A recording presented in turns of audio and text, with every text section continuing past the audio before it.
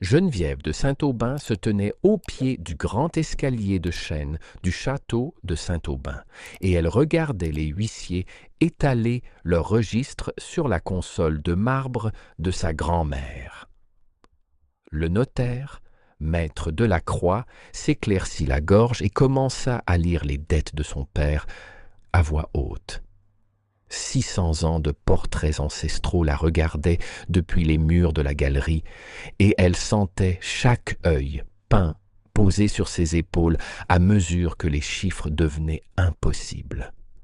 Et alors, les portes cerclées de fer à l'autre bout du grand vestibule s'ouvrirent lentement, et le seul homme de France que son père lui avait juré qu'elle ne devait jamais épouser entra, et chaque créancier dans la salle se tut.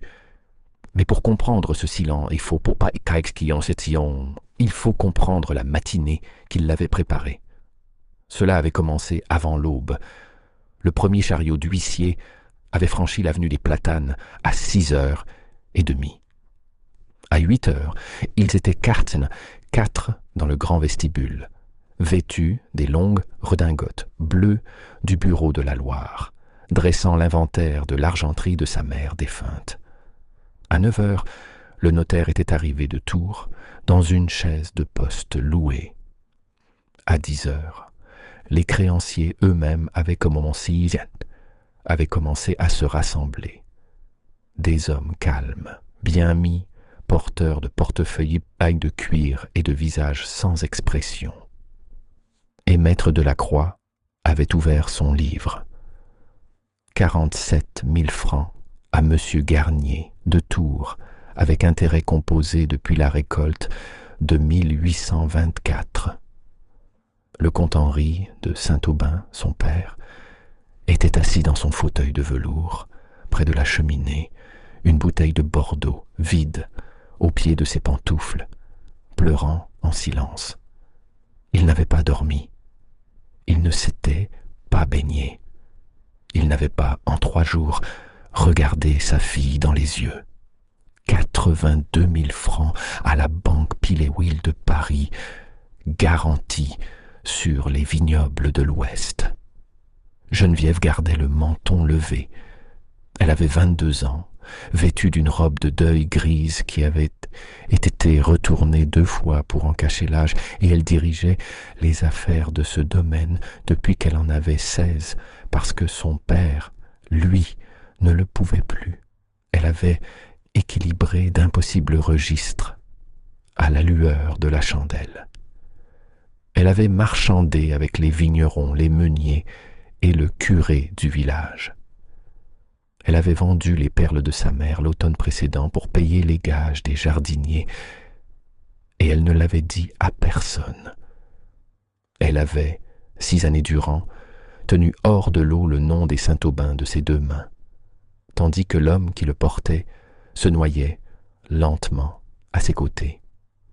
Et enfin, dit maître Delacroix, et sa voix s'adoucit à regret, le billet principal de 110 000 francs, détenu par Monsieur Édouard de Saint-Aubin, de la branche cadette, exigible en plein le matin du 11 novembre, c'est-à-dire dans 9 jours, dont le défaut de règlement entraîne la saisie du domaine entier, terre, vignoble, moulin, et droit d'habitation au château lui-même, conformément à l'acte de Brumaire de l'an 12.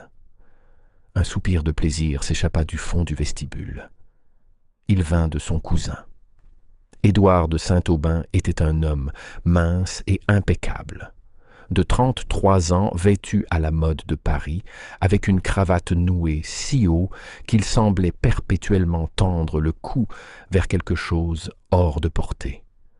Il était le seul héritier mâle de la branche cadette de la famille, et il avait passé la décennie précédente à racheter les dettes de son oncle en secret, une à une, comme un homme qui assemble patiemment un nœud coulant. Il lui sourit alors, à travers le vestibule, comme un confesseur sourit à un pécheur, lentement, sans pitié, avec la certitude absolue de celui qui connaît déjà le verdict. Ma chère cousine, dit Édouard, et sa voix était douce comme une soie tirée sur le tranchant d'une lame. Je suis, bien entendu, disposé à me montrer raisonnable. Je n'ai après tout nulle envie de vous voir jeter à la pluie de novembre. Nous sommes de la même famille. Geneviève ne dit rien. Elle ne se fiait pas à sa voix. Il existe, en vérité, une solution des plus généreuses, poursuivit-il. Épousez-moi, Geneviève, et je considérerai chaque dette de cette salle comme acquittée. Votre père gardera son lit. Le domaine demeurera. Et nos deux branches, si longtemps divisées, elles seront enfin réunies. Il écarta ses mains fines. Allons, ma cousine, même vous devez voir la symétrie. Un murmure parcourut les huissiers. L'un d'eux toussa. Un autre, plus âgé, au visage bienveillant, détourna les yeux comme s'il avait honte pour elle. Elle sentit son père relever enfin la tête et la regarder. Un regard humide et brisé, le regard d'un homme qui s'était noyé, des années durant, dans le vin de toute autorité, et à qui il ne restait plus de pouvoir que celui d'incliner la tête. Il l'inclina. « Père, dit-elle très doucement, ne le faites pas. »« Mon enfant, murmura le vieux comte, il n'y a rien d'autre à faire. »« Père, je vous en supplie, pas à lui. » Geneviève. Sa voix se brisa comme le bord d'une cloche. Il n'y a rien d'autre. Et ce fut à ce moment précis, à ce moment exact, alors que le sourire de son cousin s'élargissait, que la tête de son père s'inclinait, et que le notaire levait déjà la plume pour consigner les fiançailles, que les portes cerclées de fer, à l'autre bout du grand vestibule, s'ouvrirent lentement. Chaque homme dans la salle se retourna. Chaque voix s'arrêta. Une silhouette se tenait, encadrée dans la lumière de novembre. Il était grand, et il portait une redingote noire de coupe parisienne sévère, et ses cheveux étaient à pacone de la couleur du charbon, et ses yeux, pâles, gris, sans sourire, étaient déjà fixés sur Geneviève comme si nul autre dans tout le vestibule n'existait. Derrière lui, 2 valets de pied attendaient en livrée, une livrée qu'elle reconnut d'après les gravures de l'almanach royal. Et un secrétaire particulier portait un portefeuille de cuir relié de maroquin rouge. Le notaire devint blanc.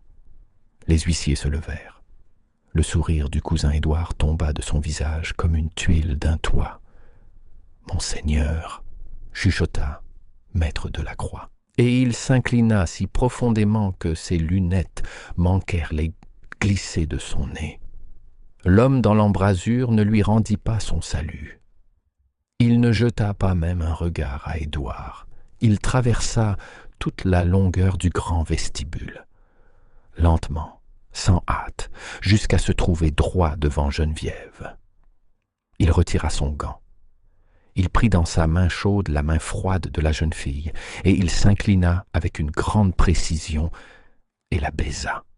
« Mademoiselle de Saint-Aubin, dit-il, sa voix était basse, sans hâte, et elle portait jusque dans chaque coin de la salle comme si le vestibule lui-même se penchait pour l'écouter. J'espère ne pas être arrivée trop tard. » Elle retrouva sa voix très loin, au fond de sa gorge. « Monsieur, dit-elle, je ne crois pas que nous ayons été présentés. »« Non, répondit-il, et un sourire faible, presque invisible, toucha le coin de sa bouche. Nous ne l'avons pas été. J'attends, cependant, depuis bien des années pour y remédier. » Il se tourna alors vers l'assemblée, et il n'éleva pas la voix, et pourtant chaque homme présent demeura immobile, comme s'il était passé un courant d'air froid. « Je suis Lucien Armand de Valcourt, dit-il, duc de Valcourt, pair de France, seigneur de Mortefontaine, de Caudry et de 7 autres domaines qui ne vous concernent pas. Je viens au nom de la banque de Valcourt, dont je suis le principal, et je viens racheter en plein chaque billet présenté en cette salle aujourd'hui, y compris. Et alors, pour la première fois, il regarda Édouard, et ses yeux gris ne contenaient nulle chaleur. Ce que détient Monsieur de Saint-Aubin de la branche cadette. La salle ne respirait plus. Geneviève sentit le sol vaciller sous ses pieds, car elle connaissait ce nom. Toute âme de la vallée de la Loire connaissait ce nom. Lucien de Valcourt était l'homme dont son père avait juré, sur son honneur et sur la vie de sa fille, qu'il ne devait jamais être reçu dans cette maison.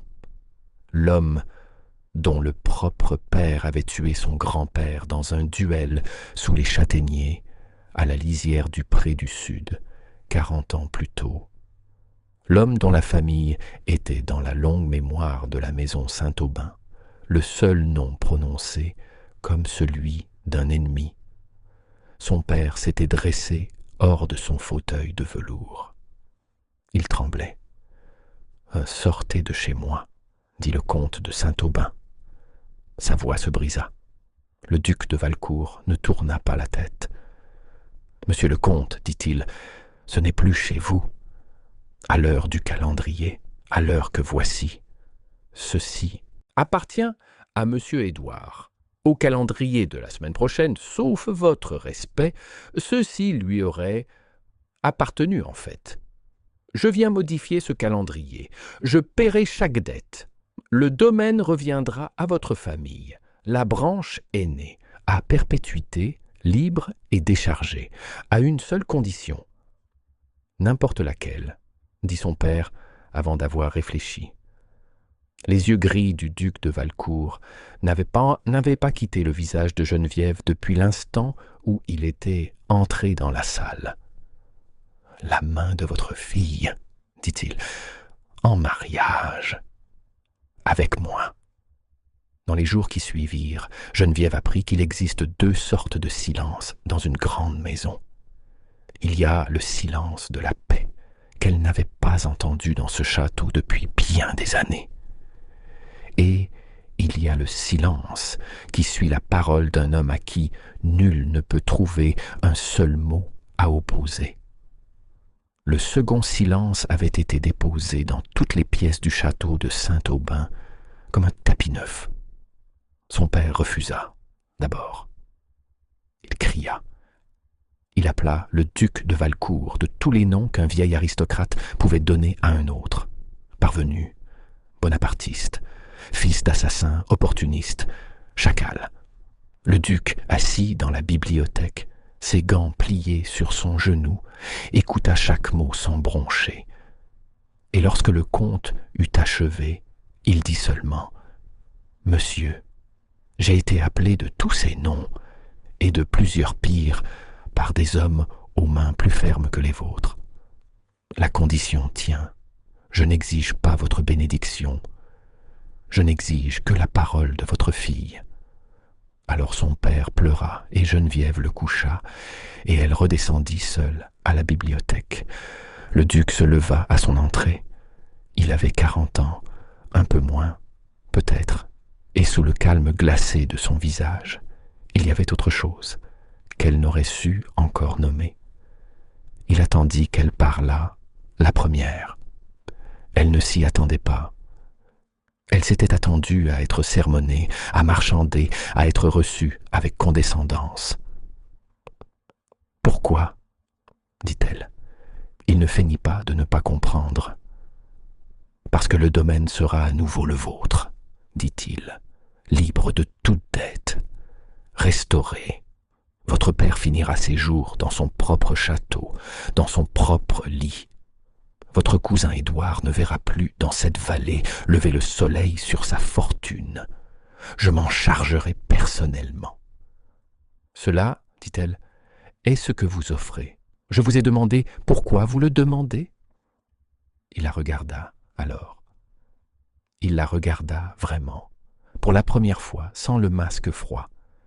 Et Geneviève sentit passer dans sa poitrine quelque chose, comme un fil qui se tend. Mademoiselle, dit-il, je vous dirai la vérité un jour. Je ne vous la dirai pas ce soir. Ce soir, je vous demanderai seulement si vous pouvez épouser un homme qui ne vous mentira pas, qui ne vous frappera pas, qui défendra votre nom contre toute langue de France, et qui ne vous demande, en échange, que de porter le sien et d'honorer sa table. Vous garderez vos livres, vous garderez vos jardins, vous garderez, s'il vous plaît, un appartement à vous. Je n'exige rien de plus. Elle l'étudia. Elle avait été élevée parmi les courtisans et les créanciers, et elle savait reconnaître l'odeur d'un mensonge. Il n'y avait pas de mensonge dans cette salle. Et si je refuse? Alors je paierai chaque dette malgré tout, dit-il doucement. Je sortirai de cette maison et je ne vous troublerai plus jamais. Elle ferma les yeux.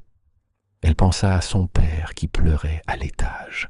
Elle pensa au jardinier qui n'avait pas été payé depuis la Saint-Michel et au curé du village qui avait enterré sa mère pour rien et à la galerie des portraits et au châtaignier à la lisière du pré du sud. « J'accepte, dit-elle. Il inclina la tête. Il ne sourit pas. Il ne fit pas un pas vers elle. Il tira simplement de la poche intérieure de sa redingote un petit écrin de velours qu'il déposa sur la table entre eux et il alla vers la porte. « Le contrat sera dressé dans la semaine, dit-il, la main sur le loquet. Maître Delacroix vous l'apportera. Vous pourrez en biffer toute clause qui vous déplaira. Je signerai ce que vous laisserez. » Il sortit.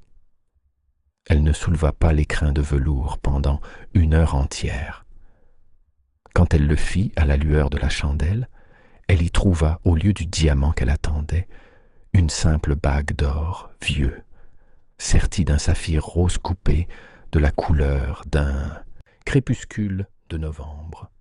Et dessous, plié si menu qu'elle faillit ne pas le voir, une bande de papier portant une seule ligne, écrite d'une main inclinée. « Cette bague était à ma mère. Elle eût voulu qu'elle vous revînt. » V. Geneviève demeura seule dans la bibliothèque longtemps, et pour la première fois depuis bien des mois, elle pleura. Un contrat de mariage parmi l'aristocratie française de l'an 1827 n'était pas un document d'amour. C'était un traité entre maisons.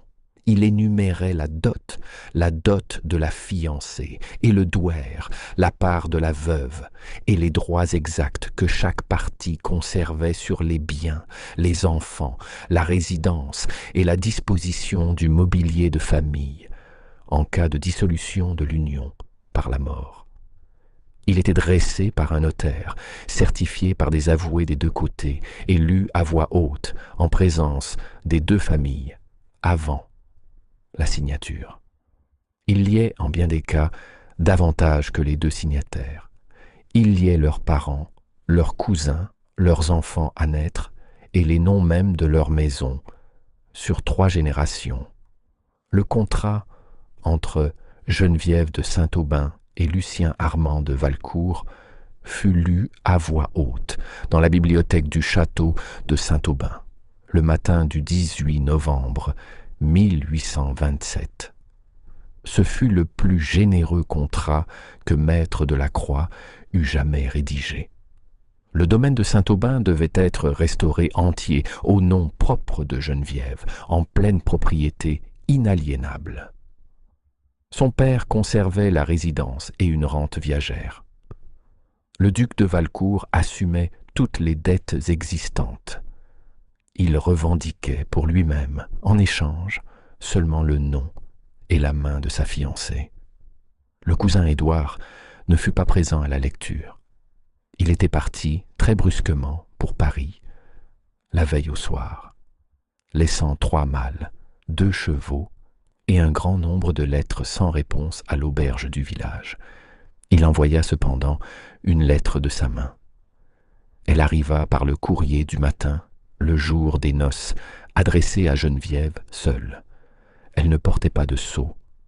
La main était petite, régulière, inimitable. Le papier était grossier, le contenu bref. « Ma très chère cousine, lut-elle, permettez-moi de vous féliciter en toute sincérité de votre marché. Vous découvrirez, avec le temps, je crois, qu'un homme ne paie pas 110 000 francs pour une femme qu'il n'a pas d'abord décidé de posséder. Je ne troublerai pas le jour de vos noces. Je serai cependant patient. Le duc de Valcourt a la mémoire longue, ma chère, et de plus longues raisons encore. Et vous n'êtes que la dernière en date. Lorsque vous serez enfin seul avec lui, dans sa grande maison de Paris, posez-lui pour moi une petite question. Demandez-lui le nom de votre tante. Il ne vous répondra pas. Et elle lut la lettre 2 fois. Elle la plia. Elle la glissa entre les feuillets de la petite Bible qui avait été à sa mère. Elle ne la montra pas à son père. Elle ne la montra pas à son époux. Le mariage eut lieu le même jour, dans la petite chapelle du château, devant le seul comte, le secrétaire du duc, le curé, et un vieux serviteur en livrée, Valcourt aux cheveux gris, dont Geneviève apprendrait plus tard qu'il avait porté Lucien de Valcourt enfant. Elle portait une robe de soie ivoire qui avait été à sa grand-mère, retouchée par la gouvernante au cours de la nuit. Elle portait également, sous son gant gauche, une feuille pliée de papier grossier, et elle franchit la longueur de la nef de la chapelle avec le poids froid de ses 4 lignes posées, petit et veillant, à l'intérieur de la cage de ses côtes. Le duc portait du noir. Il prononça ses vœux d'une voix si basse que seuls le curé et Geneviève les entendirent. Lorsqu'il se tourna vers elle à la fin de la cérémonie et souleva son voile, sa main trembla une seule fois pour le temps d'un battement de cœur, et elle vit dans ses yeux gris pâle une chose qui la stupéfia, une chose qui ressemblait presque à de la peur. Il inclina la tête, il la baisa très légèrement, seulement sur le front. « Madame la duchesse de Valcourt », dit-il. C'était la première fois qu'elle entendait son nouveau nom, et il ne lui semblait pas encore le sien. L'hôtel de Valcourt s'élevait rue de Varennes, dans le faubourg Saint-Germain, derrière un mur de cour de pierre pâle et un grand portail de fer ouvragé aux armes de Valcourt. 3 tours d'argent sur champ de sable, avec la devise « Je tiens ». Geneviève y arriva le 3 décembre, dans une voiture qui l'avait portée à travers 3 jours de pluie. Elle avait imaginé une forteresse sombre. Elle trouva une maison de parquet pâle, de hautes fenêtres, de rideaux de soie blanche et de pièces baignées de lumière. La maisonnée se tenait sur 2 rangs dans le grand vestibule pour la recevoir. 40 domestiques qui tous la regardaient avec ce qu'elle ne pouvait décrire que comme une curiosité prudente et attentive. Le duc n'était pas là. Il avait pris la route la veille et avait été appelé à une réunion de la banque. La gouvernante, Madame Joubert, une petite femme d'environ 60 ans, en robe noire et coiffe d'un blanc immaculé, conduisit Geneviève elle-même à l'étage. « Madame la duchesse », dit-elle, en ouvrant les portes d'un appartement situé au sud de la maison. « Monsieur le duc a fait préparer ces pièces pour vous. Il a néanmoins ordonné que rien ne fût commandé tant que madame ne les aurait vues et n'y aurait apporté son propre goût. Il y a des échantillons de soieries dans le secrétaire. Les peintres ont reçu l'ordre d'attendre. » Geneviève demeura debout au centre d'une pièce immense et à demi vide, et elle en éprouva l'étrangeté. La maison d'un grand seigneur, préparée, attendant et offerte avec la porte grande ouverte, et le choix laissé entre ses mains. « Madame Joubert, dit-elle, depuis combien de temps êtes-vous dans cette maison ? » « 41 ans, madame la duchesse. » « Et le duc, l'actuel duc, depuis quand en est-il le maître ? » ?»« Depuis la mort de son père, madame. » « 18 ans. » « Et en ces 18 années, demanda Geneviève avec précaution, combien de dames se sont tenues dans cette pièce ? Madame Joubert ne répondit pas tout de suite. Elle regarda Geneviève longuement, puis elle dit très doucement, très simplement, « Madame, en 18 ans, vous êtes la première. » Elle ne vit pas son époux pendant 3 jours. Il laissa un billet sur son écritoire le premier matin. « Madame, les affaires de la banque me retiennent. Loin de votre table ce soir. J'ai donné ordre aux cuisines de répondre à vos désirs, en chaque particulier. V. » Il en laissa un autre le lendemain, et un autre le surlendemain. Les billets étaient toujours brefs, toujours courtois, toujours signés de la seule lettre V. La 4e nuit, il rentra. Elle entendit son pas dans le corridor devant son appartement, lent, sans hâte, qui s'arrêta devant sa porte, puis s'éloigna. Elle entendit la porte de son appartement à lui se refermer à 2 pièces de là. Il ne vint pas la trouver. Elle ne s'y était pas attendue. Leur contrat, bien entendu, n'imposait rien de tel. Et pourtant, elle s'aperçut qu'elle avait retenu son souffle, et elle le relâcha, et elle ne comprit pas tout à fait la déception qui passa en elle. Le lendemain matin, elle descendit au déjeuner et le trouva déjà là, lisant le Moniteur dans un fauteuil à son clay à haut dossier près de la fenêtre. Il se leva aussitôt. Il s'inclina. Il lui avança lui-même son siège. « Madame, dit-il, j'espère que vous avez dormi. »« Monsieur, dit-elle, j'ai très bien dormi, je vous remercie. » Il y eut un silence, comme il y avait eu un silence à la bibliothèque de Saint-Aubin. Elle l'observa par-dessus le bord de sa tasse de café. C'était, comprit-elle pour la première fois, un bel homme, non point de cette beauté ordinaire, non point la douce élégance d'un dandy parisien, mais cette beauté sculptée et sévère d'un visage qui avait passé 20 années à refuser de s'adoucir. Il y avait, au coin de son œil gauche, une cicatrice très faible, presque invisible. Elle ne l'avait pas remarquée jusqu'ici. « Vous me regardez fixement, madame, » dit-il, sans lever les yeux de son journal. Elle ne rougit point, elle ne détourna point le regard. « J'essaie de vous comprendre, monsieur. » Il tourna une page. « Et à quelle conclusion, madame, est-elle parvenue ? » « À aucune encore. Vous n'êtes pas un texte facile. » Il rit. Ce fut un seul rire bas, presque involontaire, et elle eut la nette impression qu'il l'avait surpris autant qu'il l'avait surprise elle-même. Il posa son journal. Il la regarda enfin, en plein visage. « Madame, dit-il, il y a ce soir une réception à l'hôtel de Brissac.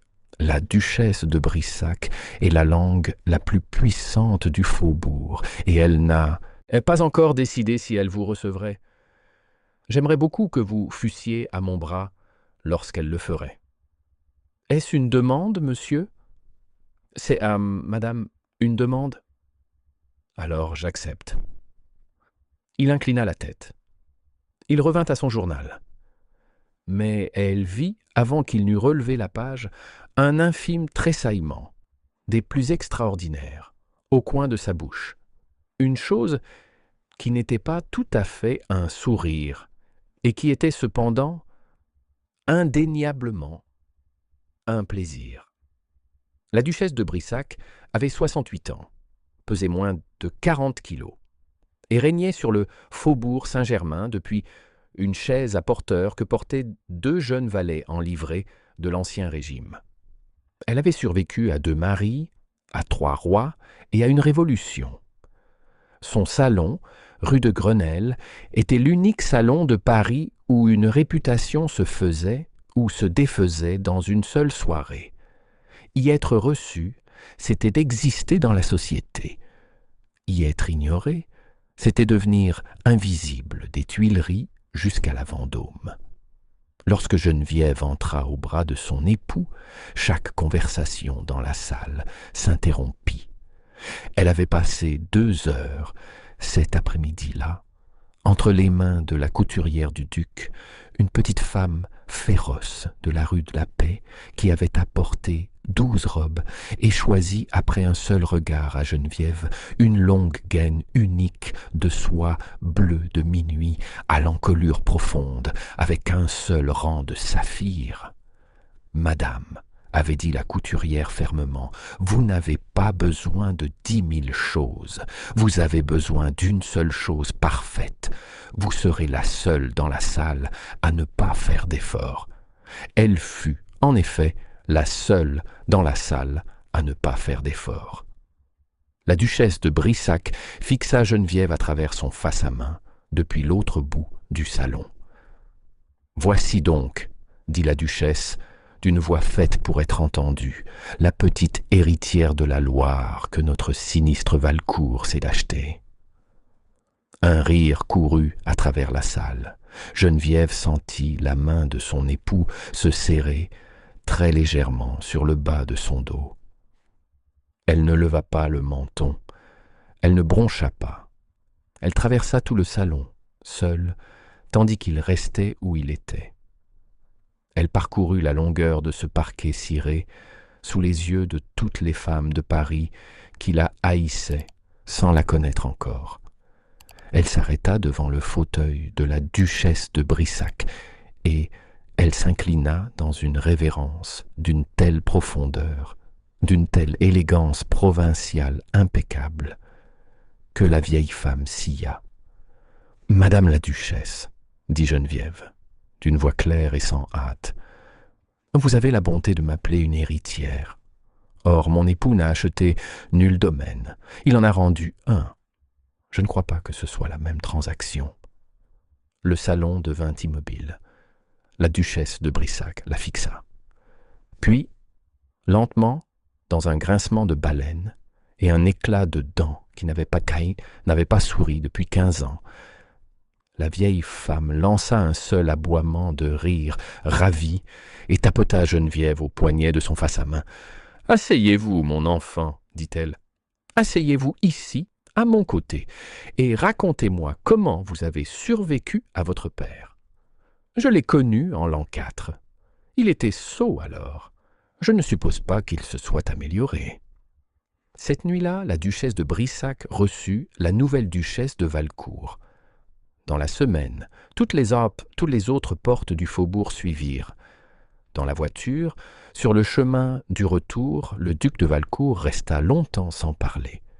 Les lampes de Paris glissaient devant les vitres en or lent.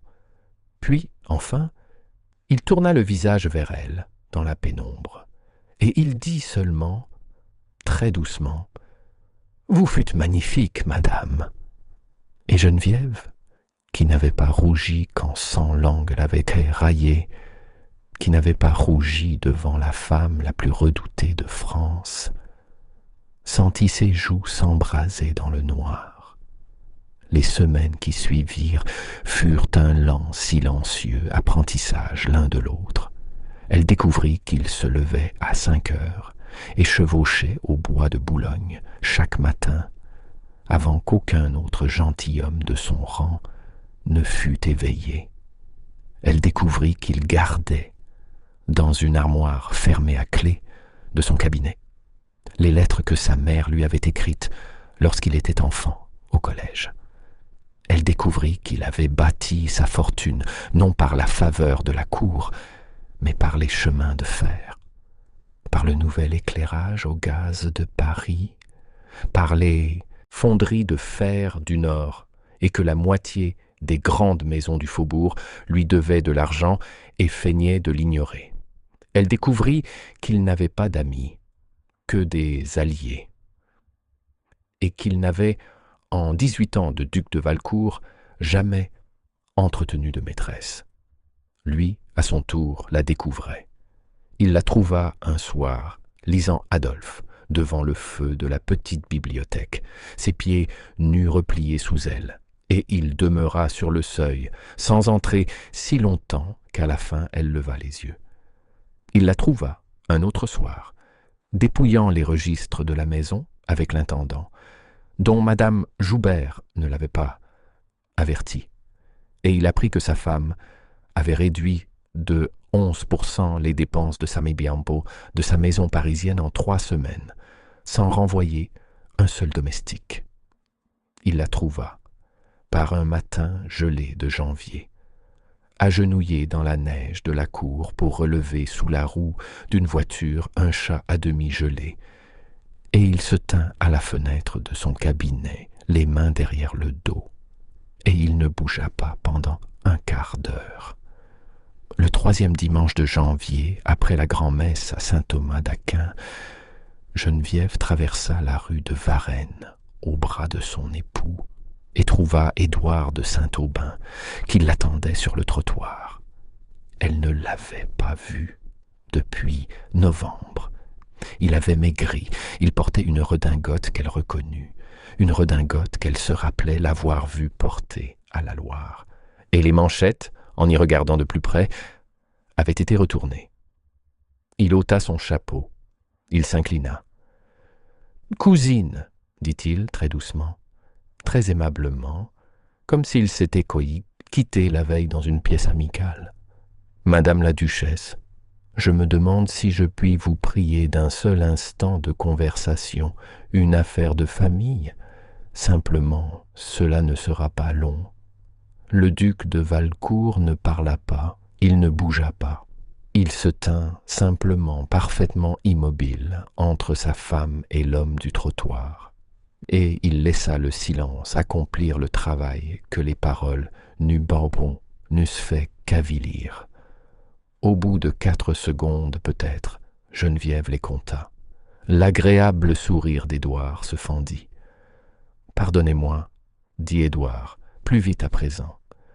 Je n'avais point compris que la dame ne fût plus libre de recevoir sa propre famille. »« Monsieur, dit le duc d'une voix qui ne contenait nulle chaleur, la dame est parfaitement libre. La dame, cependant je le constate, ne s'arrête pas. Bonjour. » Geneviève avait déjà fait un pas au-delà de lui. Elle ne se retourna pas. Elle parcourut la longueur du trottoir jusqu'à la voiture, le menton levé et la main gantée sur la manche de son époux, et elle ne regarda pas, en fait, son cousin du tout. Elle s'était souvenue, dès qu'Édouard avait prononcé son nom, de la petite lettre pliée qui reposait toujours dans la Bible de sa mère, à l'étage de la rue de Varennes. Elle s'était souvenue exactement de ce qu'il lui avait demandé de demander. Elle ne le demanda pas. Dans la voiture, elle dit seulement « Lucien, il a écrit à quelqu'un de notre cercle. »« Madame, dit son époux en tournant la tête. « Une redingote retournée, dit-elle, dans un quartier de Paris où l'on achète chaque jour une redingote neuve. Il n'a pas bien dormi, il n'a pas bien mangé. Il est, cependant, encore très bien renseigné. Quelqu'un dans ce faubourg l'instruit de nos affaires. J'aimerais beaucoup savoir qui. » Le duc de Valcourt la regarda longtemps, puis il porta sa main gantée à ses lèvres. Seulement le dos, seulement brièvement, et il y maintint un battement de cœur de plus que la civilité ne le requérait, et il dit très bas, « Madame, vous serez la duchesse la plus extraordinaire que cette maison ait vue depuis 300 ans. » Il commença à venir à sa table. Il commença à demeurer après le repas et à lui demander son avis sur les nouvelles du jour de la chambre des pairs et à écouter vraiment, ses yeux gris fixés sur elle quand elle répondait. Il ne la touchait pas, pas une fois. Il était en tout point l'époux qu'il avait promis d'être, courtois, distant, scrupuleux de sa liberté. Et pourtant, elle commença à sentir dans les petits espaces autour de lui, dans la manière dont sa main hésitait à un pouce de son coude lorsqu'il la faisait descendre d'une voiture, dans la manière dont ses yeux la suivaient à travers la pièce sans jamais s'y poser tout à fait. La pression, bulle d'une grande chose, tue, longtemps retenue. Elle ne sut comment l'appeler. Elle commença, contre tous ses propres avertissements, à vouloir savoir. La première fissure se produisit le soir du bal des ambassadeurs, en février. Il y avait là une femme, mademoiselle Hortense de Lavore, 26 ans, blonde à la froide façon du Nord, fille d'un marquis dont la famille pressait le duc de Valcourt de l'épouser depuis qu'elle avait 17 ans. Elle était venue, ce soir-là, en perles et en argent, et avec une haine si joliment souriante qu'elle paraissait presque un costume. Elle trouva Geneviève seule près de l'orangerie, dans le bref instant où le duc avait été tiré à part par l'ambassadeur de Russie.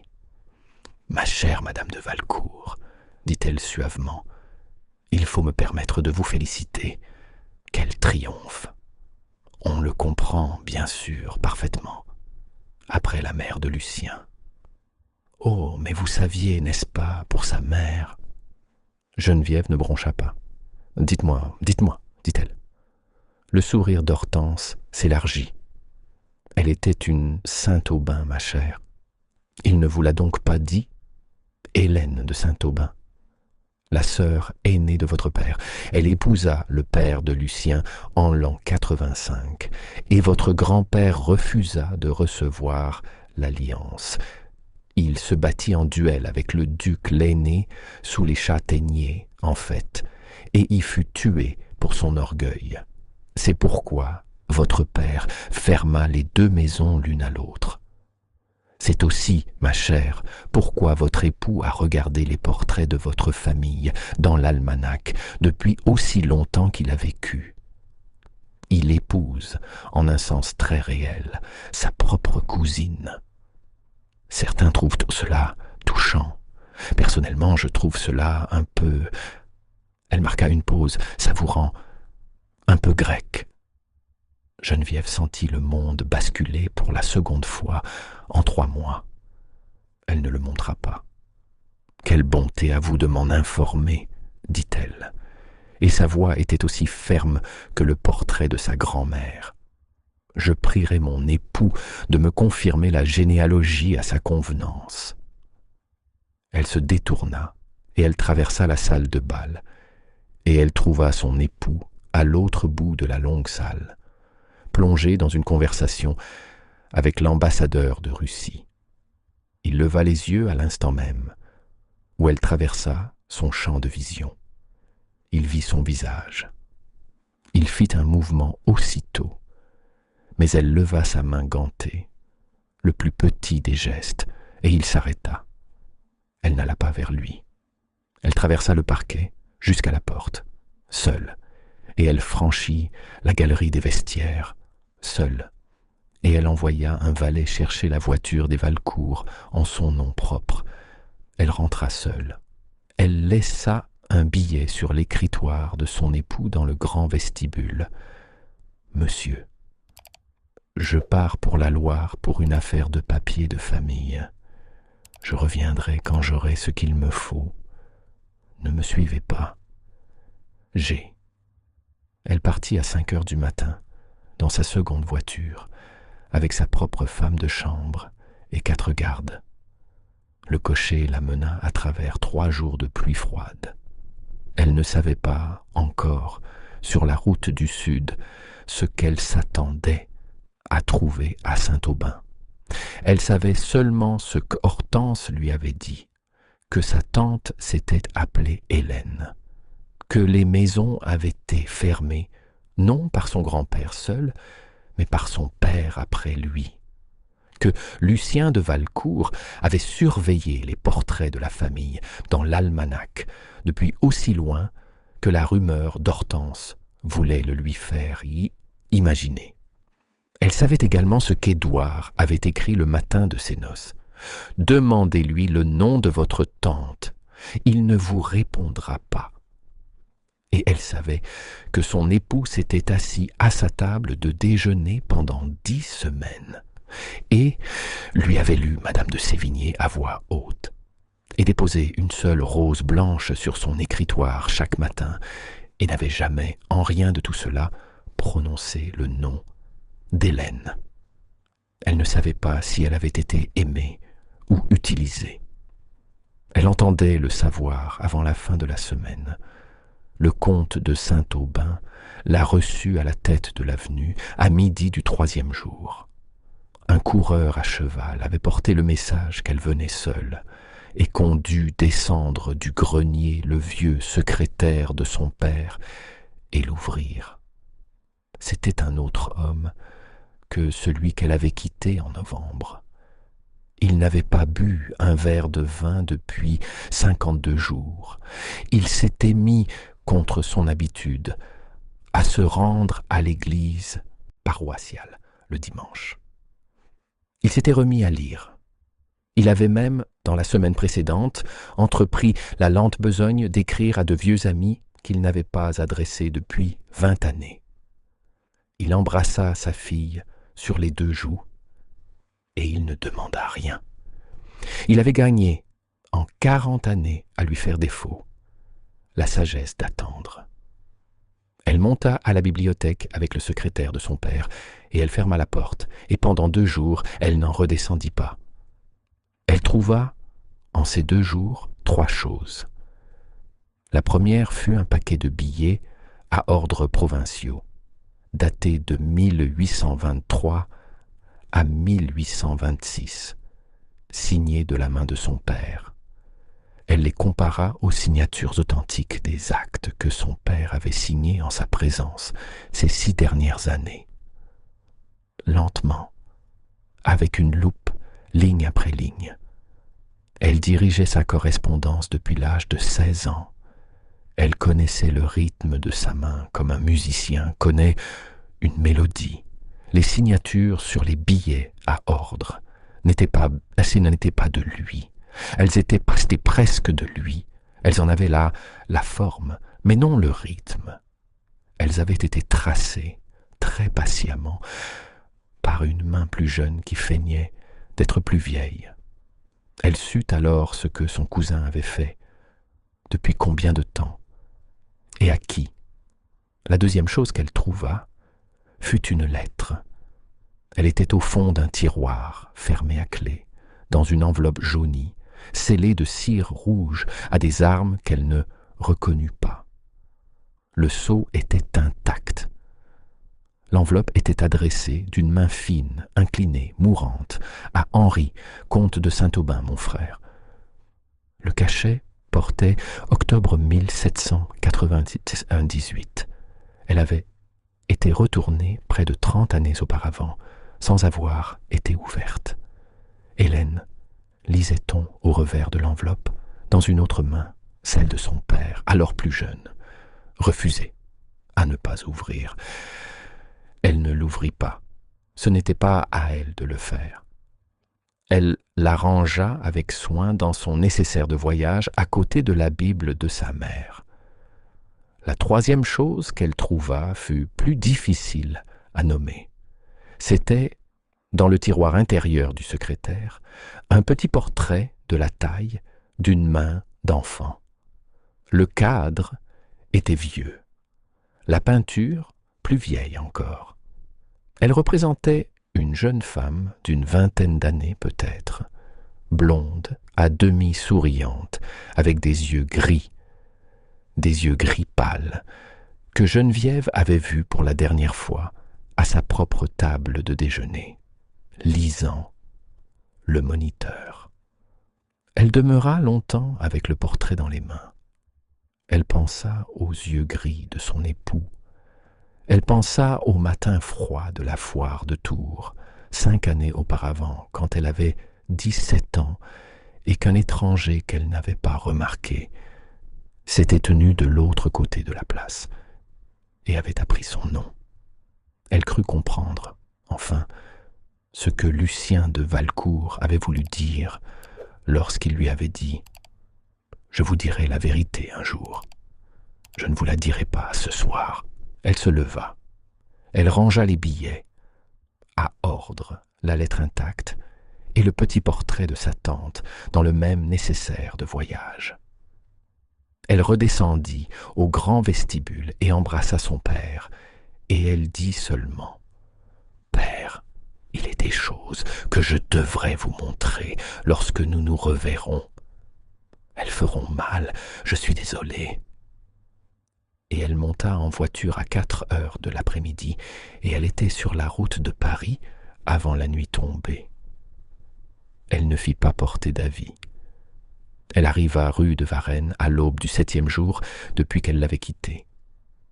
Il était debout. Il n'avait pas, chuchota plus tard la maisonnée, dormi convenablement aucune des 7 nuits où elle avait été absente. Il la rejoignit dans le grand vestibule, en chemise, la cravate dénouée. Une seule chandelle à la main, et il s'arrêta à 4 pas d'elle, comme il s'était arrêté à 4 pas d'elle dans le grand vestibule de Saint-Aubin 5 mois plus tôt, et il ne lui baisa pas, cette fois, la main. « Madame, dit-il, sa voix n'était pas ferme. J'avais cru que vous ne reviendriez peut-être pas. »« Lucien, dit-elle, je suis revenue, mais avant que vous ne me disiez quoi que ce soit d'autre, il me faut que vous regardiez 3 choses, et il me faut que vous me disiez la vérité sur chacune. Le ferez-vous ? » ?»« Oui, madame. » Elle posa le petit nécessaire de voyage sur la console de marbre, sous le miroir de sa grand-mère. Elle l'ouvrit. Elle déposa sur le marbre côte à côte, dans l'ordre où elle les avait trouvés. Les billets à ordre, la lettre intacte d'Hélène et le petit portrait d'une jeune femme blonde aux yeux gris pâle. Il regarda d'abord les billets. Il hocha la tête, une fois, très lentement. « Faux, dit-il doucement. Je le sais depuis 2 ans. Je n'en avais pas encore la preuve. Vous me l'apportez. » Il regarda ensuite la lettre intacte. Il ferma les yeux. La dernière main de ma mère. Je me suis demandé pendant 30 ans ce qu'elle y avait écrit. Il regarda enfin le portrait. Il ne parla pas. Il tendit la main et il retourna le petit cadre face contre marbre. Doucement, comme on couche un enfant endormi. Et il se détourna vers la fenêtre. Et Geneviève vit, à la lumière grise de l'aube, que l'homme le plus redouté de France pleurait, très silencieusement, les épaules parfaitement immobiles. Elle traversa le sol jusqu'à lui. Elle lui prit la main. « Dites-moi, dit-elle, dites-moi tout, Lucien.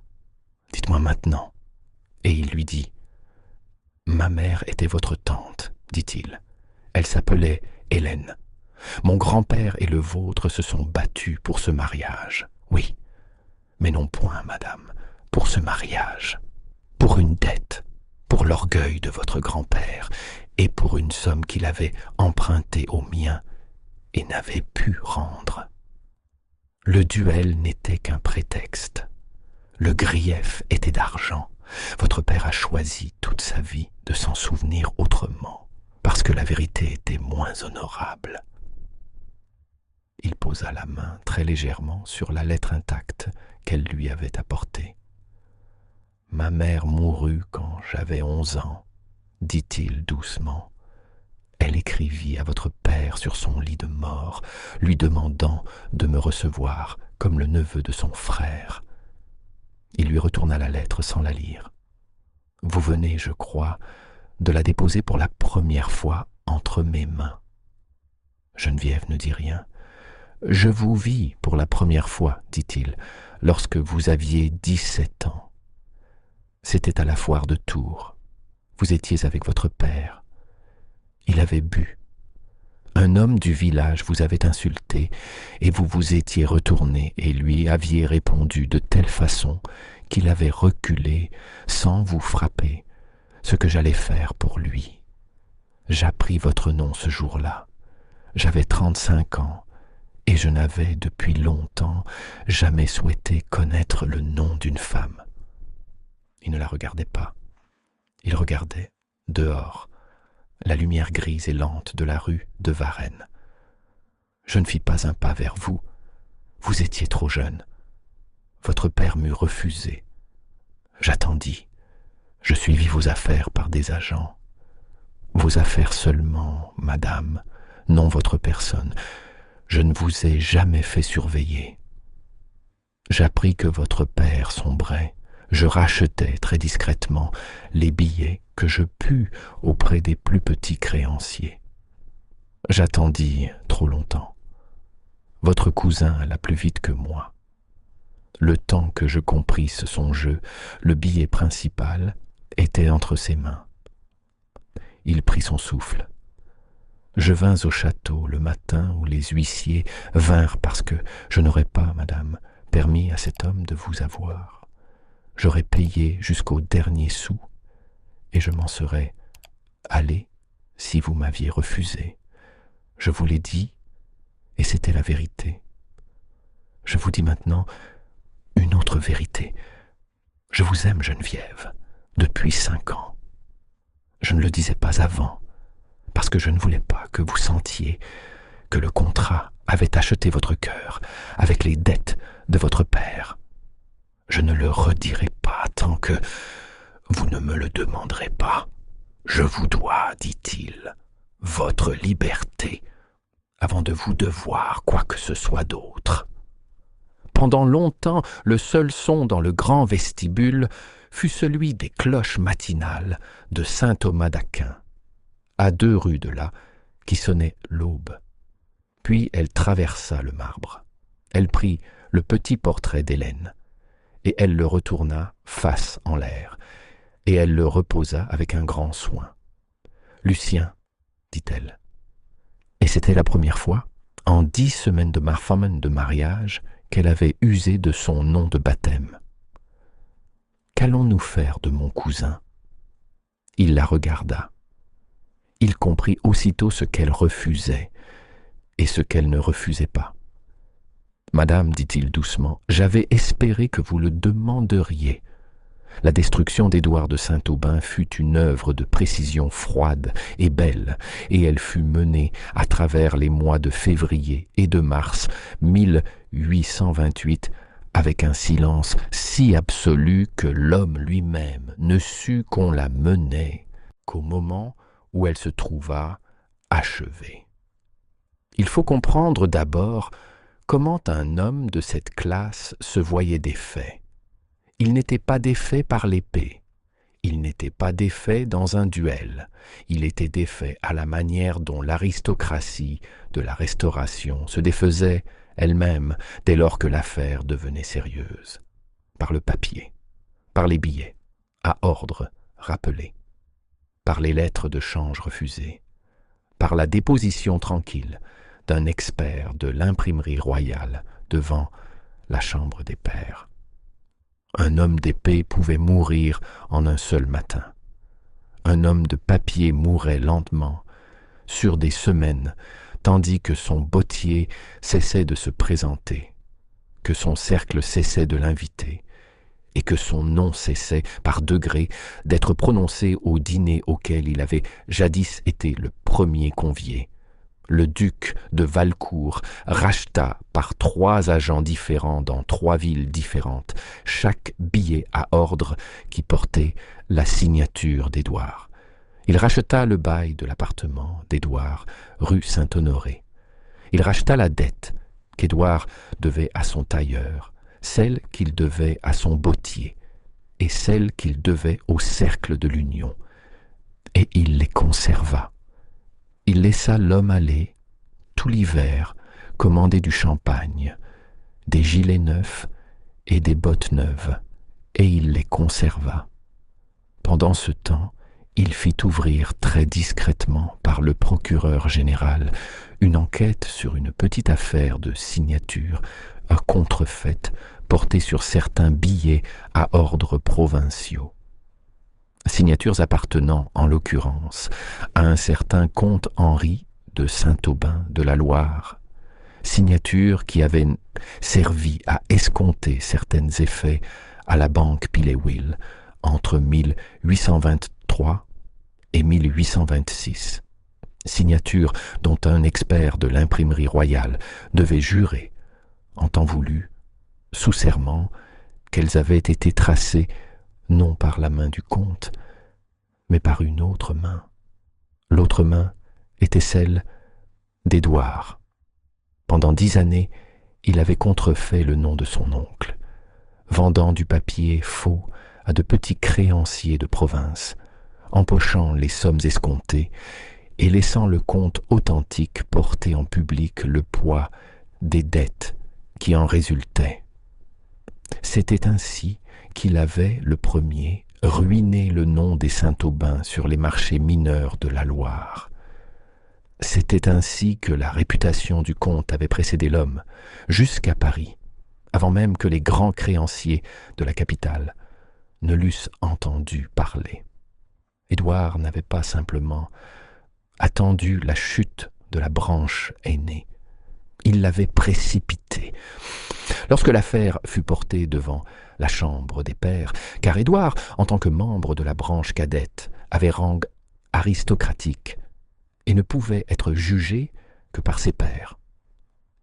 La séance fut ouverte au public le matin du 20 mars 1828 au Palais du Luxembourg. Les tribunes étaient pleines avant 9 heures. La duchesse de Brissac, au premier rang de la tribune des visiteurs, avait apporté son propre coussin. L'ambassadeur de Russie était venu, avec son ambassade entière. Le faubourg Saint-Germain s'était vidé dans le Luxembourg comme il ne s'était plus vidé depuis 15 ans. Geneviève siégeait au 3e rang de la tribune, à la droite de son époux. Elle portait du noir. Elle portait le saphir à la gorge. Elle ne parlait pas. En contrebas, à la barre de la chambre, Édouard de Saint-Aubin se tenait seul. Il n'avait pu trouver de défenseur qui consentît à prendre sa cause. 3 des grands avocats de Paris avaient lu le mémoire et l'avaient rendu sans l'ouvrir. Ce n'était pas, avait-il dit à leur clerc, une cause. C'était une lecture. Les pièces parlaient d'elles-mêmes. Le clerc de l'imprimerie royale parla le premier. C'était un petit homme au visage gris, à lunettes. Il avait apporté avec lui 47 documents étalés sur la longue table de chêne dans l'ordre des années 1823 à 1826. Il parla pendant près d'1 heure, très tranquillement, du rythme d'une signature. Une signature, dit-il, n'est pas un dessin, c'est une habitude. La main apprend, sur une vie passée, à écrire son propre nom, la pression précise de la barre du bas, l'angle de la boucle, la petite et particulière hésitation avant la dernière fioriture. Un faussaire peut imiter la forme, il ne peut imiter le rythme. Le rythme le trahit. Il avait trahi, dit-il, Édouard de Saint-Aubin sur 11 instruments distincts de dette, signés Henri de Saint-Aubin, mais tracés par une autre main, toujours la même en chaque cas, pour une valeur cumulée de 193 000 francs. Lorsque le clerc eut fini, le procureur général se leva. « Mes seigneurs, dit-il, la question portée devant cette chambre n'est pas de savoir si les signatures sont contrefaites. 11 experts de l'imprimerie en ont juré. La question est de savoir quelle main les a tracées. » Il se tourna. Il déposa une feuille unique sur la table de chêne. « Voici, dit-il, une lettre saisie dans l'appartement de l'accusé, rue Saint-Honoré, datée du 12 janvier de cette année, adressée à une dame dont le nom ne concerne pas encore cette chambre. Elle est néanmoins écrite de la même main que les 11 contrefaçons. Elle est signée Édouard de Saint-Aubin. Elle est de son écriture ordinaire non altérée. Un murmure parcourut les tribunes. L'accusé saisit le rebord de la barre. Il avait pris la couleur d'une étoffe mouillée. Il leva les yeux, lentement, comme un noyé lève les yeux vers la surface. Et son regard trouva sa cousine au 3e rang. « Messeigneurs, dit-il, et sa voix se fendit. « Permettez-moi de parler. » Le président de la Chambre inclina la tête. « Messeigneurs, dit Édouard, je ne nie pas la lettre. Je nie le rapprochement. Les contrefaçons sont l'œuvre d'un tiers, d'un clerc à Tours, d'un homme du nom d'Aubin, un de mes anciens employés, depuis longtemps congédié pour mauvaise conduite, qui avait accès à ma correspondance privée. Je n'ai prêté ma main qu'à la simple recopie de certains papiers lorsque mon oncle, dont la santé, messeigneurs, a été... Monsieur de Saint-Aubin, dit le procureur général. Très tranquillement, le clerc Aubin a été retrouvé. Il a été interrogé. Il a en effet été à votre service brièvement en l'année 1822. Il vous a quitté en 1823. Il a juré, messeigneurs, sous serment, qu'il avait été congédié par l'accusé pour avoir refusé de recopier un billet à ordre dont la signature lui paraissait, à l'examen, contrefaite. Il a identifié, au cours du mois écoulé, la main de l'accusé sur chacun des 11 documents soumis à cette chambre. Le témoin que M. de Saint-Aubin nomme pour sa défense est en réalité le témoin principal de l'accusation. Il se tient, messeigneurs, dans le couloir, attendant le bon plaisir de la chambre. Édouard ouvrit la bouche. Il la referma. « Nous avons, en outre, dit le procureur, les lettres de la dame. » Édouard s'arrêta. Les tribunes ne respiraient plus. Pendant 2 ans, messeigneurs, à compter du printemps 1826, l'accusé a entretenu une correspondance régulière avec une certaine mademoiselle Hortense de Lavaur, fille du marquis de Lavaur de Picardie, dans laquelle l'accusé a discuté en détail de ses intentions sur le domaine de Saint-Aubin, de ses progrès dans l'affaire des billets contrefaits et de son espoir, finalement réalisé, de contracter mariage avec sa cousine mademoiselle Geneviève de Saint-Aubin afin d'acquérir les terres de sa amie, les terres de sa famille. Mademoiselle de Lavaur a, dans ses réponses, dont nous possédons 17, messeigneurs, en sa propre main non altérée, fourni à l'accusé des renseignements puisés dans les salons du faubourg Saint-Germain concernant les affaires de la banque de Valcourt et la maison de son principal. Le ministère public n'allègue pas, messeigneurs, de complot frauduleux contre la dame. Nous avons jugé que la dame, dans ses lettres, était mue principalement par une vanité blessée, plutôt que par l'attente d'un quelconque profit. Nous versons cependant ces 17 lettres au dossier de la présente procédure, et nous prions la Chambre d'en tirer telle conclusion qui lui plaira. Geneviève ne tourna pas la tête. Elle sentit, dans la tribune à côté d'elle, la main de son époux se serrer, une fois très fort, sur le bras de son fauteuil. Elle posa sa propre main gantée sur la sienne. Il ne la regarda pas.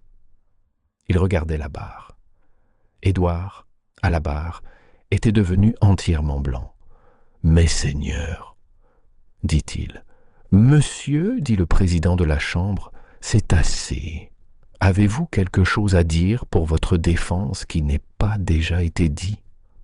Le silence s'étendit. Il s'étendit assez longtemps pour que les vieux hommes du premier rang remuent dans leur siège. Je n'ai, dit Édouard enfin, d'une voix si basse qu'elle atteignit à peine la tribune. Aucune défense. Le président inclina la tête. La Chambre se retire pour délibérer. La Chambre se retira à midi. Elle revint avec sa sentence avant que la grande horloge du Luxembourg ne sonnât 2 heures. La sentence fut la perte de son titre dans la branche cadette, la saisie de son appartement parisien, l'annulation de chaque billet qu'il détenait sur quiconque en France, le remboursement en plein de 193 000 francs à la branche aînée de la famille Saint-Aubin, et l'exil hors du royaume pour une durée de 15 ans. Il quitta la France dans la semaine. Il mourut, comme il advint, d'une fièvre à Constantinople en 1834. Mais Geneviève ne l'apprit que bien des années plus tard. Et lorsqu'elle l'apprit, elle ne s'en affligea pas particulièrement quant à mademoiselle Hortense de Lavaur. Le ministère public ne porta pas d'accusation. Les 17 lettres, cependant, avaient été versées au dossier public de la Chambre des pairs, et le dossier public était, par longue coutume, à la disposition de tout notaire, chargé de dresser un contrat de mariage pour le compte d'une maison de France. À l'automne, plus aucun contrat de mariage ne se rédigeait pour mademoiselle de Lavaur nulle part à Paris. À l'hiver, elle s'était retirée sur le domaine de son père, en Picardie. Elle ne reparut pas dans le monde pendant 9 années. Il eût été si terriblement aisé, pour la duchesse de Valcourt, cet été-là, de la briser davantage. Un mot dans le salon Brissac, une remarque chuchotée à l'épouse de l'ambassadeur de Russie, les mécanismes de la ruine sociale, dans le faubourg Saint-Germain de 1828, étaient petits, silencieux et terriblement efficaces. Et Geneviève de Valcourt possédait, à présent, à 23 ans, chacun d'entre eux. Elle ne prononça pas un tel mot. Il lui fut demandé, une fois, dans le salon Brissac, si elle avait une opinion sur cette ridicule créature des Lavaur. Elle répondit très tranquillement qu'elle n'en avait aucune, que la dame avait été, à son sens, simplement seule, et que la solitude, à la fin, savait faire elle-même son ouvrage de châtiment, sans l'aide d'une duchesse. La Brissac, qui avait entendu bien des discours dans sa vie et bien des silences, regarda Geneviève longuement par-dessus son face-à-main et dit seulement « Mon enfant, vous serez la femme la plus dangereuse de votre génération, et vous n'élèverez jamais, je crois, la voix. » Cet après-midi-là, dans la tribune du Luxembourg, alors que la chambre se levait et que le public sortait, la vieille duchesse de Brissac saisit le coude de Geneviève de son face-à-main. « Mon enfant, dit-elle doucement, votre époux est un homme très dangereux. » Geneviève regarda à travers la tribune où Lucien se tenait, l'attendant près de la porte, la lumière d'hiver froide sur son visage pâle. « Oui, madame, dit-elle, mais pas pour moi. » Son père fut officiellement disculpé des accusations de contrefaçon qui avaient pesé, comme un brouillard silencieux, sur son nom depuis 3 années. Le règlement complet entre les 2 maisons, néanmoins, n'était pas encore à faire à Paris. Il attendait, scellé de cire rouge, au fond d'un nécessaire de voyage rue de Varennes, pour être rapporté dans la Loire le moment venu. En France, en ces années-là, un mariage aristocratique se comprenait comme une structure publique, un toit sous lequel 2 maisons s'abritaient. Ce qui se passait sous le toit n'était, par longue convention, l'affaire de personne, sinon désintéressée. Une épouse pouvait être aimé ou simplement toléré. Un appartement pouvait être partagé ou tenu aux deux bouts d'une grande maison, et le monde ne demandait ni ne se souciait. Le faubourg Saint-Germain n'imposait qu'une seule règle au-dessus de toutes les autres sur la question. Les apparences devaient être conservées. Ce qu'il y ait vraiment un couple, affection, indifférence, sinon, ou respect mutuel, était leur propre secret à garder. Le secret du duc et de la duchesse de Valcourt avait commencé au début du printemps 1828 à devenir une chose dont la maisonnée chuchotait avec une sorte d'effroi. Il avait commencé à venir dans sa bibliothèque chaque soir à 9 heures et à lui lire à voix haute Madame de Sévigné. Il avait commencé à envoyer une seule rose blanche sur son écritoire chaque matin, sans carte, parce qu'aucune carte n'était nécessaire. Elle avait commencé à laisser la porte de son appartement déverrouillée, non par invitation, seulement comme une petite et silencieuse reconnaissance que le verrou n'était plus nécessaire entre eux. Il ne l'avait pas encore franchi.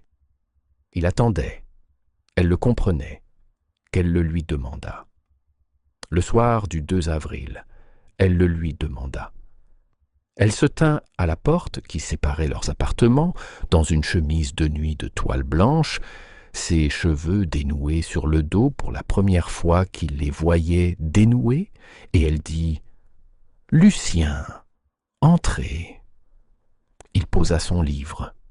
Il se leva de son fauteuil.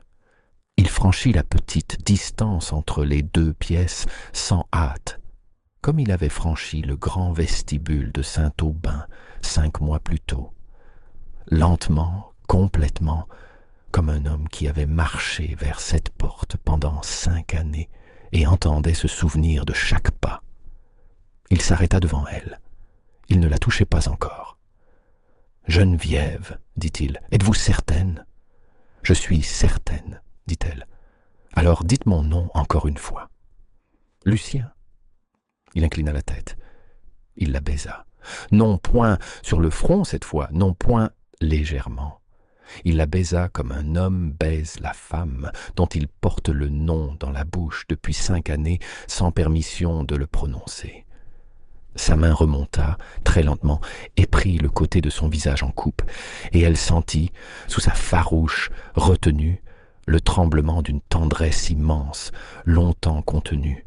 « Madame, dit-il dans ses cheveux, je vous aime depuis la foire de Tours. »« Monsieur, dit-elle, je crois que je vous aime depuis que vous avez traversé le grand vestibule.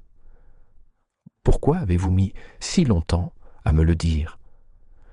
Parce que je suis, monsieur le duc, la fille d'une maison têtue.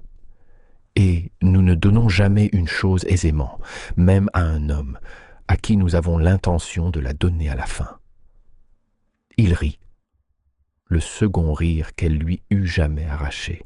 Et il la prit dans ses bras, et il franchit avec elle le seuil de son propre appartement, et la porte se referma derrière eux, et la maisonnée, à travers 2 corridors et un escalier de distance, sourit et alla se coucher.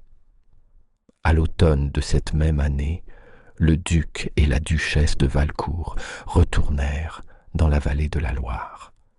Les vignobles avaient été ramenés, les moulins tournaient, les châtaigniers à la lisière du pré du Sud n'avaient pas été touchés depuis 40 ans, et ils ne le furent pas davantage. Le duc lui-même y mena Geneviève le 3e matin, et il se tint avec elle dans l'herbe haute et les feuilles tombantes, et ils parlèrent très doucement de sa mère à lui et du grand-père d'elle, et d'une vieille querelle qui avait coûté à 2 familles 40 années de silence. Lorsqu'ils revinrent au château à midi, le comte de Saint-Aubin se tenait à la tête de l'avenue, appuyé sur sa canne, les regardant venir. Il n'avait pas bu un verre de vin depuis 11 mois. Il s'était remis à lire, à monter à cheval et à se rendre à la petite église paroissiale le dimanche. Il vit sa fille au bras du fils de son ennemi et il ne détourna pas, cette fois, les yeux. Il descendit les marches. Il les rejoignit à mi-chemin. Il embrassa sa fille sur les 2 joues et il se tourna alors vers Lucien de Valcourt et il lui tendit la main et il dit « Soyez le bienvenu chez vous, mon garçon. » C'était la première fois, en 40 années, que les grandes portes de Saint-Aubin s'ouvraient, à Mastach, à un Valcourt, sans une querelle posée sous elle. Ce fut la dernière querelle des 2 maisons. Les portes restèrent ouvertes après cela. Ce soir-là, après le dîner, Geneviève descendit de son ancienne chambre son nécessaire de voyage. Elle apporta la lettre intacte, la lettre d'Hélène, scellée de cire rouge depuis 30 ans, refusée 1 fois et conservée 2 fois. Dans la petite bibliothèque où son père et son époux étaient assis devant le feu, et elle la déposa sur la table entre eux. Elle ne parla pas. Le comte de Saint-Aubin la regarda longtemps, puis il tendit la main, lentement, d'une main qui n'avait cessé de trembler que depuis le mois précédent. Et il rompit le sceau et il ouvrit la lettre que sa sœur lui avait écrite sur son lit de mort en 1798. Et il la lut à voix haute. Hélène avait écrit d'une main fine et mourante qu'elle lui pardonnait. Elle avait écrit que le duel n'avait pas été le choix de son époux, que leur père avait insulté le sien le premier, et au sujet d'une dette, et qu'elle avait épousé un homme qui l'aimait, qu'il l'avait aimé assez pour s'affliger après de l'homme qu'il avait tué. Elle avait écrit que son fils avait 11 ans et qu'il était un enfant calme, attentif, aux yeux gris, et qu'il apprendrait un jour, si Henri le permettait, à connaître son oncle. Elle avait demandé à son frère de songer, lorsque sa colère s'apaiserait, que 2 maisons divisées à jamais par une vieille querelle étaient un héritage plus lourd à laisser à un enfant qu'un seul nom partagé. Elle avait signé la lettre « Ta sœur, qui t'aime toujours ». Le feu brûlait bas. Le vieux comte plia la lettre. Il ne pleura pas cette fois. Il avait assez pleuré pour 30 années. Il se leva. Il traversa jusqu'à l'endroit où Lucien de Valcourt était assis, et il mit la lettre entre les mains de son neveu, et il dit très simplement « Elle avait raison. Elle avait toujours raison. Pardonne-moi, mon garçon, les 30 années qu'il m'a fallu. » Lucien se leva. Il étreignit son oncle, l'étreinte d'un homme qui n'avait pas, depuis bien des années, trouvé un membre de son sang à serrer dans ses bras. Et la longue querelle des 2 maisons prit fin dans la petite bibliothèque de Saint-Aubin, devant un feu bas, entre 3 êtres vivants qui se tenaient là où, pendant 30 ans, il n'y avait eu que du papier et du silence. Geneviève deviendrait, dans les années qui suivirent, la grande hôtesse de 2 maisons, l'hôtel de Valcourt à Paris et le château de Saint-Aubin restauré dans la Loire. Et le faubourg Saint-Germain dirait d'elle, dans les années de la monarchie de Juillet et au-delà, qu'elle était entrée dans le monde en 1827, sans nom et avec un seul rang de saphir, et qu'elle l'avait quitté en 1840 comme la femme la plus respectée de France.